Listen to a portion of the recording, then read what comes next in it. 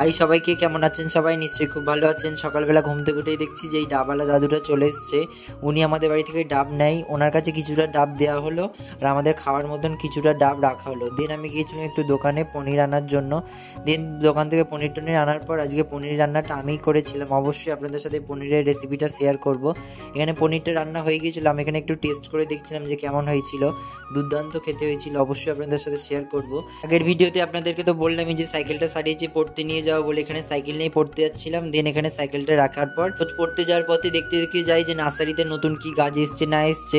আজকেও একটু ঢুকেছিলাম, দেখে একটা কাঠচাপা গাছ পছন্দ হলো, ওটাই নিয়ে নিয়েছিলাম। দেন তারপর ওখান থেকে গাছটা নিয়ে পড়তে চলে গিয়েছিলাম। দেন তারপরে পড়তে থেকে আসার পর এখানে লুচি আর সুজি খাচ্ছিলাম।